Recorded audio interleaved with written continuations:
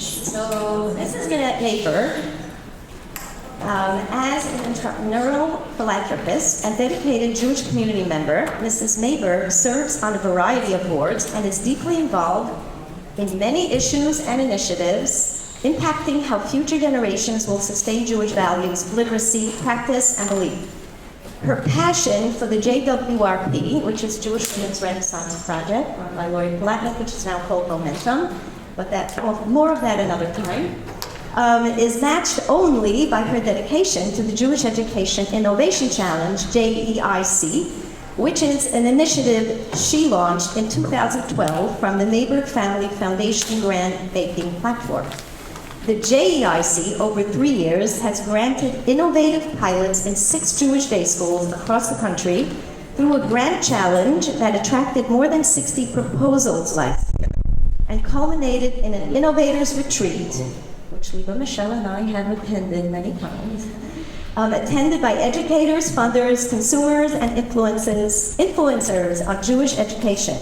Manette lives in Silver Spring, Maryland, with her husband, Louis. Now for my own words. So Manette and I met about, I think it was like 14 or 15 years ago on a physics mission. And actually, quite frankly, I was the odd one out. I was from a very, very different place. But I have to say that those physics missions, I think I went on 10 of them. They were a game changer. Like after 4 or 5 of the physics missions, I was inspired.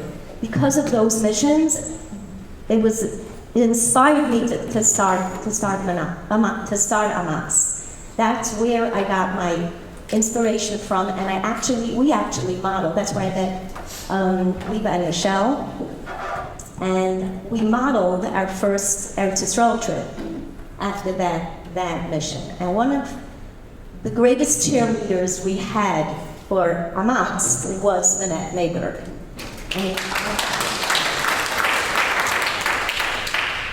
Minette has her heart and soul deeply entrenched in the chinuch systems of our Jewish world. Like, chinuch is front and center, and there's no time here to describe how many initiatives she and her husband started and helped and inspired just because they want Torah life to be sweet. They just want Torah life to be sweet, and they want Jewish children to be connected to Hashem. So when I called Minette about our Sheish Mitzvahs Tamidius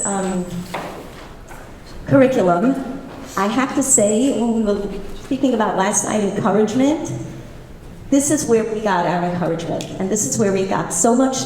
She gave me so much enthusiasm and introduced us to her team at JEIC, and the rest is history. And we now have a masterpiece of a curriculum.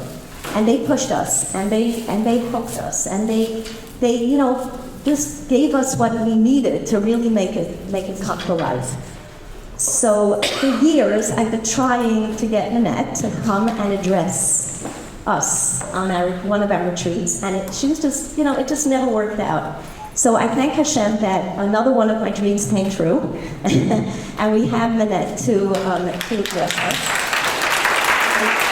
Whenever I heard Minette speak, I was personally blown away.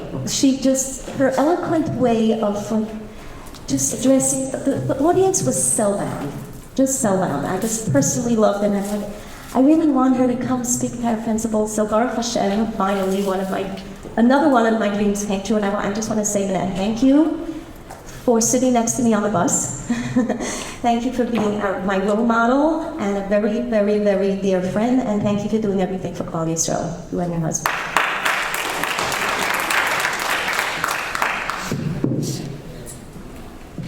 Thank you for the warm welcome, but really the applause goes to you all for being here to really just work on the most important thing in the world, which is educating our future generation. It's really like, kudos to all of you, first of all.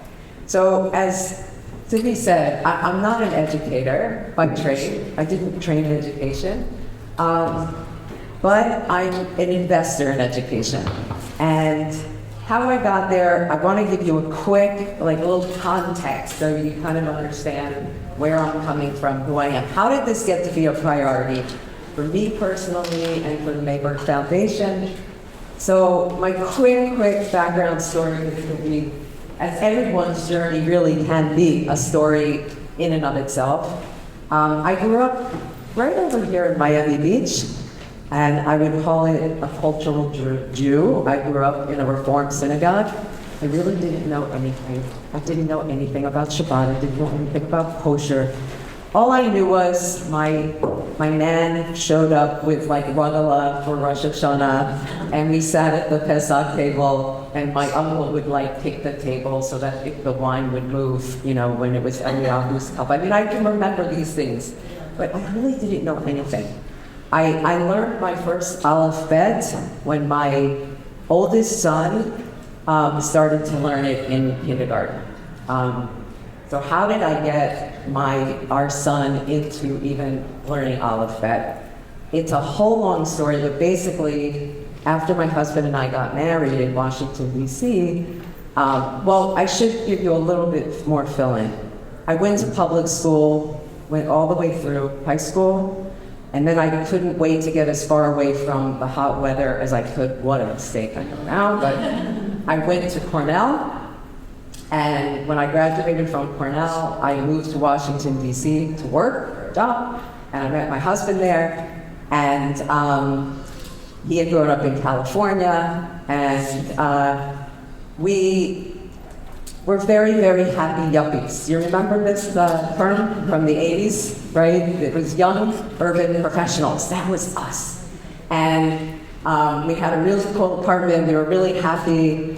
Weren't looking for a thing. And then HaKadosh Baruch Hu had a different idea for us. And Torah learning came to us as an opportunity. We took it as a sort of like, well, that could be interesting, let's go, kind of thing. And after a long process and time and baking, we decided that there was more truth going on in Torah than we could deny, and off we went, and it's been 35 years now. And yeah, I could take applause for that one, because it's not simple, it's not easy, and frankly, no one else in our family ever took on mitzvahs. They learned to respect our lifestyle, but we really were lone soldiers in our family and remain to this day. So yes, I have to make every single holiday because there's nobody else to do it. So, yeah. So anyway, my introduction into real Jewish community, I want to give you this little anecdote. Because I understood from Sippy that you're focusing on community building. Well, maybe you're just getting started, so I'm introducing the theme. But so we showed up at the Orthodox synagogue that was in walking distance to our apartment in Washington, D.C., just to kind of check it out and see what it was like. And after the Shabbat service on that Saturday morning, we were in the Kiddush room. And this woman comes up to me, and she saw I was new and started, warmly welcoming me and so forth. And then she said, "Do you and your husband want to come for lunch?" Now, I looked at her as if, that was the strangest thing I had ever heard. Because I didn't come from anywhere where you would just casually ask a stranger to come for lunch. That was so bizarre to me that I just didn't even know what to say. And I said, okay, let me go check with my husband, and I did. And my husband looked at me and he was like, how do we know it's safe? We don't even know what apartment we're going to. We don't know anything. And I'll tell you, it was our first cholent also, okay? And anyway, that touch point, as you hear from me, 35 years ago, it made all the difference in the world. And I always say, we never could have made this journey without community. Never. We could have learned every rule, every halacha, every mitzvah, and we could have tried doing them, But if we didn't have that group to like usher us along through our process, like, no. It never would have happened. So I wanted to talk a little bit about like what really makes community tick. Like from my perspective, now that you got a sense of who I am and where I've come from, what makes it tick from my perspective? So to break it down to the building block level, and I really had to consider this and think about it, Ve'ahavta le'recha kamocha, which I never can say very smoothly. Ve'ahavta le'recha. Let's start with a little word. Ve'ahavta kamocha. It's sort of like the real like guidepost for us, right? It's like really the essence of community. And from Rabbi Hillel to Rabbi Akiva, Islamic scholars, we know that this idea has tremendous significance, and we also know that the meaning of it is elusive. There's so many questions around it.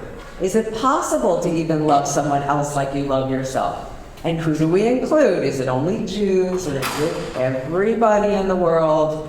Can we love because we're commanded to? Can we love others the way we love ourselves? Can you love another even if you don't feel it, right? All these questions we know are discussed in depth.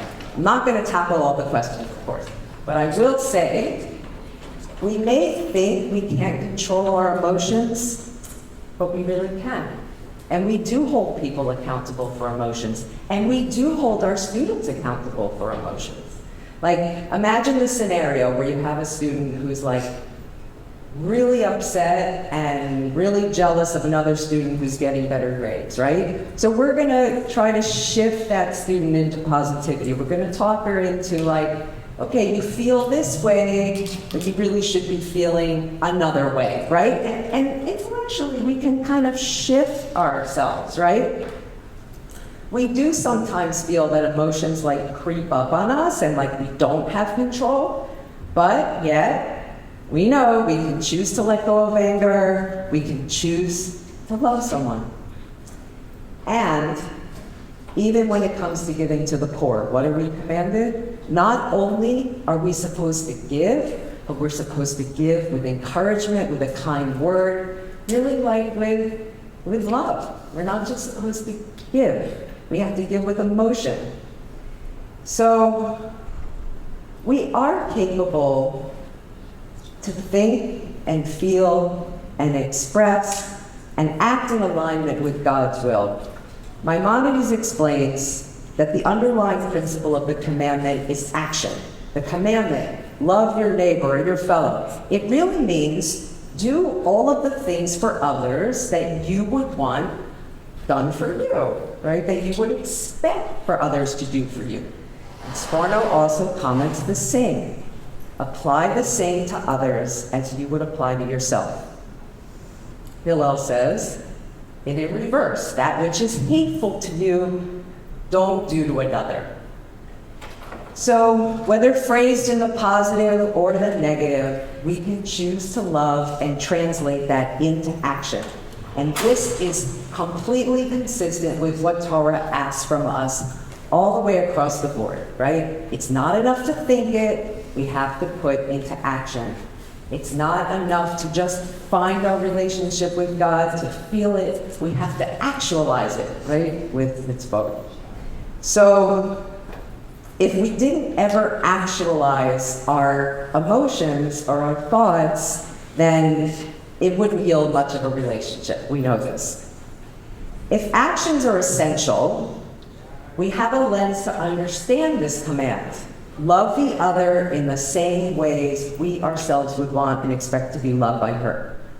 So by this interpretation, we are not obligated to love others as much as we love ourselves, but rather in the same tangible ways that we ourselves would like to be loved. And that's a really key distinction. I made this stretch myself as a philanthropist. Learning Torah helped me to see myself as part of the whole nation. A whole story, an unfolding history, a miraculous prophecy that we're seeing come to fruition in our day. And we all know this to be true. We know we are each a small and essential piece of the Jewish people puzzle. So, I tried it on. Question.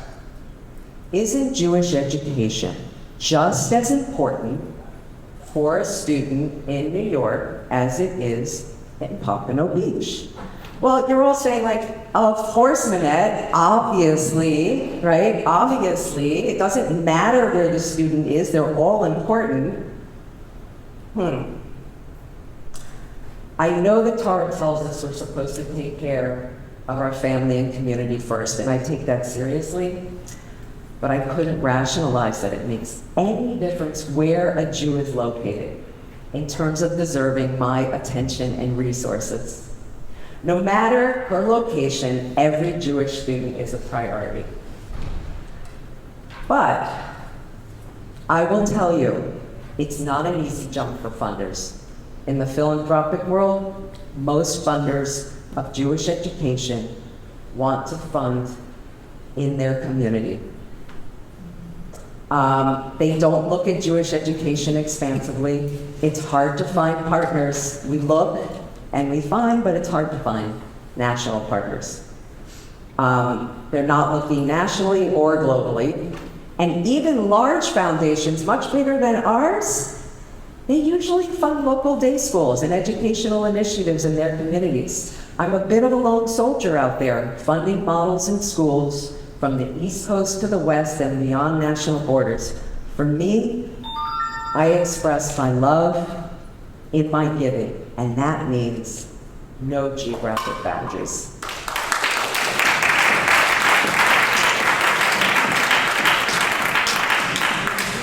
In the world of nurturing souls, where one lives makes no difference. If I support a child in my community and she moves across the country, my investment in her is no less. It doesn't come naturally to stretch outside of your family and community. It really doesn't. It may seem like it comes naturally to some, but it doesn't. If you really dig in with anyone who gives beyond their community borders, I bet you will find they either learned it from a role model or from Torah. That's the case for me. It was all Torah. My biggest test in going outside the Jewish world altogether. I will tell you, this was a big step outside my comfort zone. Our foundation gives almost 100% to Jewish causes. However, nearly 5 years ago, God put in front of me an opportunity, and I decided to walk through the door, and I want to share it with you for a moment. We decided to invest in bringing water and solar power to a village in Malawi. That's Malawi, Africa. It was through an organization called Innovation Africa, based in Israel. So honestly, it was such a Kiddush Hashem that when we went to Malawi to celebrate with the villagers, we celebrated like literally turning the tap on. They'd never seen running water before. They had signs. I love Israel. Thank you, neighbors. You know, all these signs. It was incredible. The joy, the cheering, the sheer joy that you could see in the people, the purity of it from a simple act like that. You can imagine 5 years later to this day, for me throwing out even a glass of water is painful. Like I literally, I'll save it. You know, I'll dump the water into my water bottle. It drives me crazy. And I remember thinking, while I was on the plane to Malawi, this is so weird. I'm going there, and I brought my family and some of our foundation staff came. I mean, this is so weird. I'm going to a place I have no relationship to, don't know a soul, really like no connection, zero connection. It was just human to human. I just knew that I was relieving the burden of the women of those villages. The responsibility of bringing the water, believe it or not, is on the women. And when you go to these villages, you see the women on a daily basis. They have to schlep the buckets, okay, on the head, right, like this. And they search, sometimes they have to walk miles to find water and to bring it back. And it was all... William Concolum was his foundation. We read it in school. His name is William Concolum. And Is he South African? No, he's from Malawi. That's why he made that, what's it called? Oh, The windmill with electricity, and then he went back to pump the water. to pump the water. Yeah. See, the actual founder of Innovation Africa, it's based in Herzliya. She's amazing. Her name's Sivan Yari. And she, was in Africa actually working for, a fashion company, and she realized, seeing all of this kind of suffering going on to find water, all the water is just below the ground, it's just there. It was just a matter of access. It's like mind-boggling, you know? I was asked about something. There's a big philanthropist in South Africa that Innovation Africa is working with now. They're bringing water. Yeah, huge scale. It's fantastic. And I will just share with you, because we're in education here, that the solar power part was really for the schools and the health clinic. And I don't even know how to describe to you that the school, we went to middle school and high school, no electricity. And we brought solar power panels to the school. They were installed while we were there, and they illuminated one bare light bulb in each classroom. And the students were crying with joy, because they were literally in dark spaces and they couldn't work when it was dark. At some point they couldn't work in those spaces. So anyway, obviously I don't want to, is there a question back there? No. And she guys can be Jewish children. These are Jewish children. No, these are African children. That's what I was saying. I totally disconnected from this community, but it was obviously such a profound experience. So anyway, my point in this is that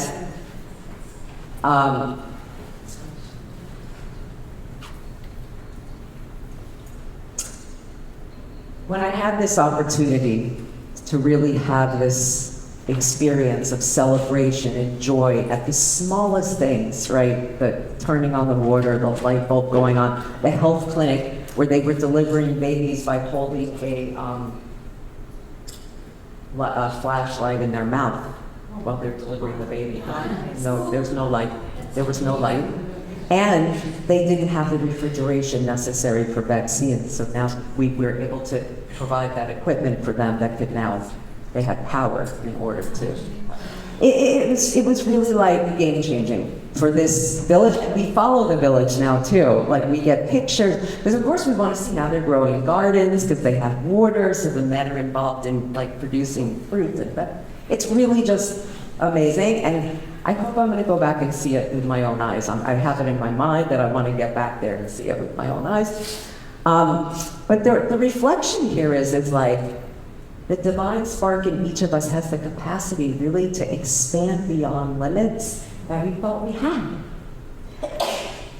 So what I'm really drilling down on here is, we can break through self-imposed rules of limitation. We can love beyond limits we thought we had. And we can express that love with actions.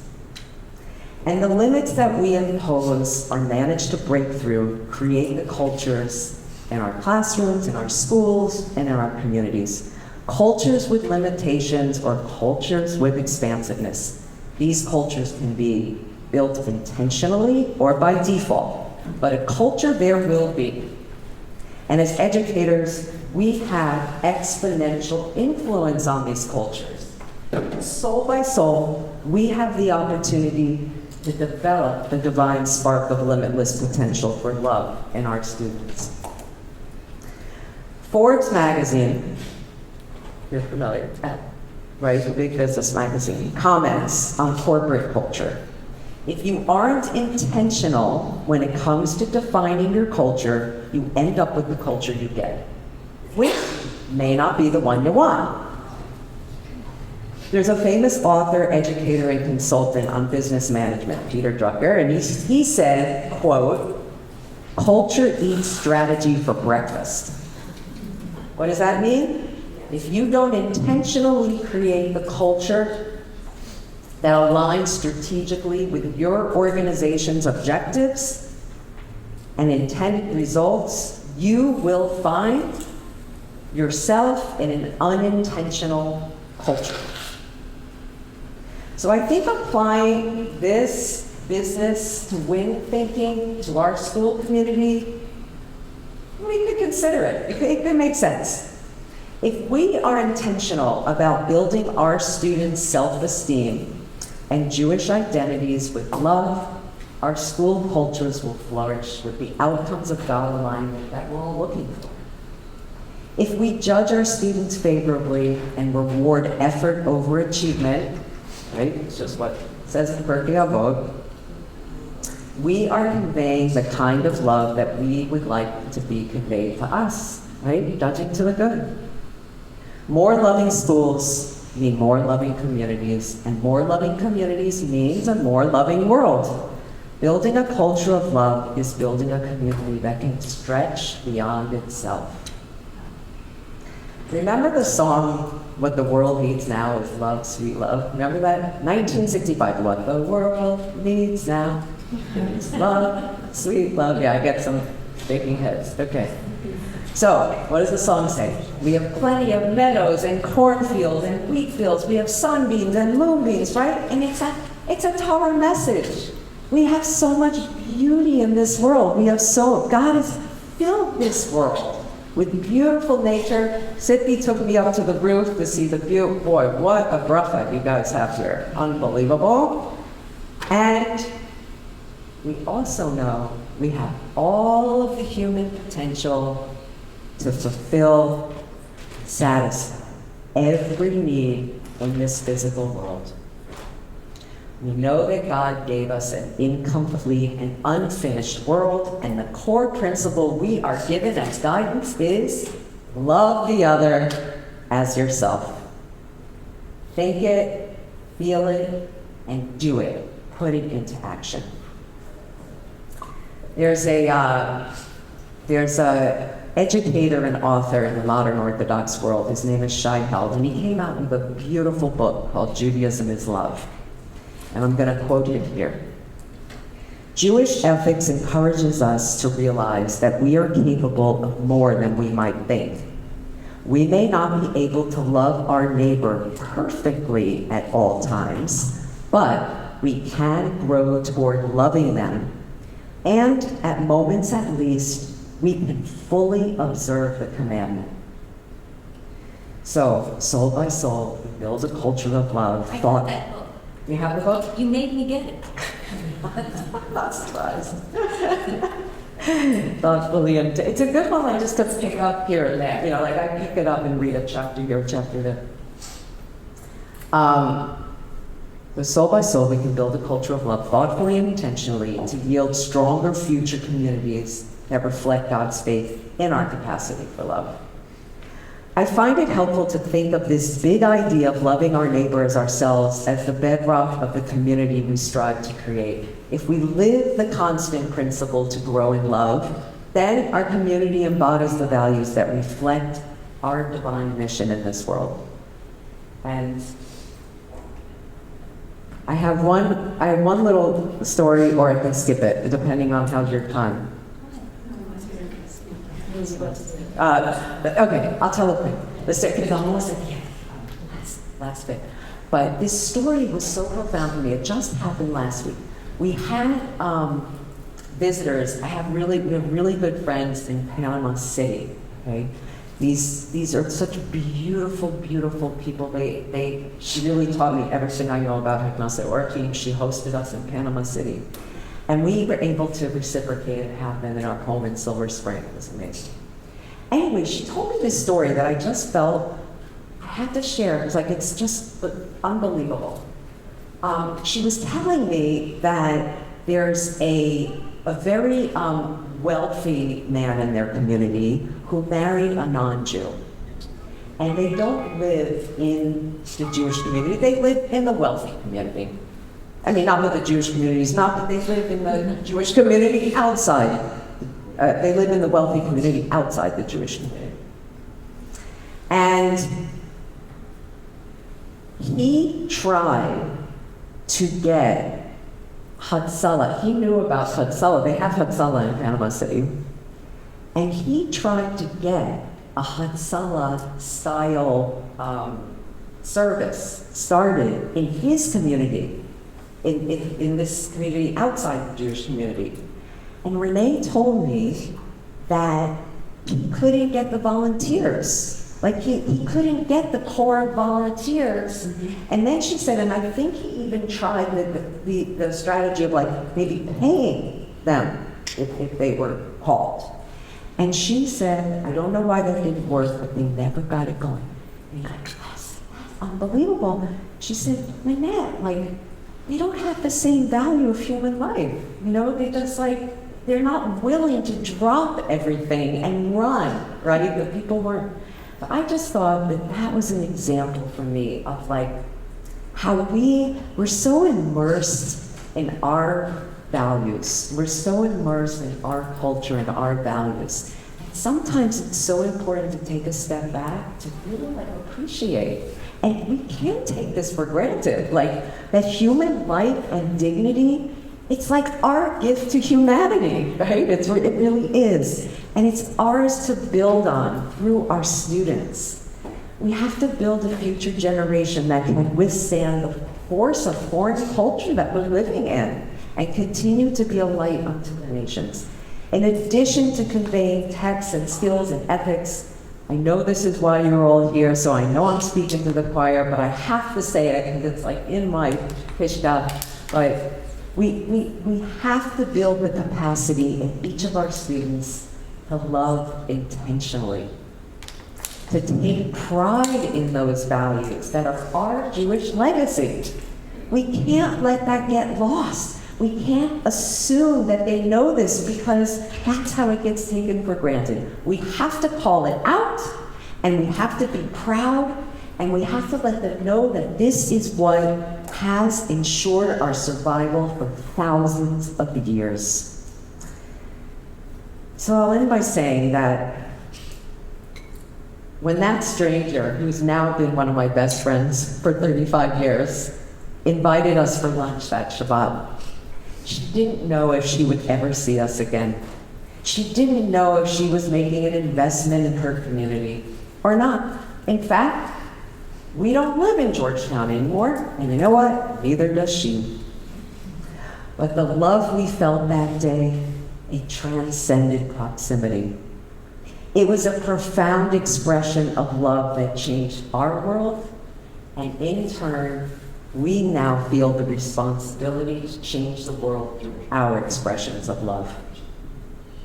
And with deep admiration and love, I thank you for allowing me these few minutes to share with you.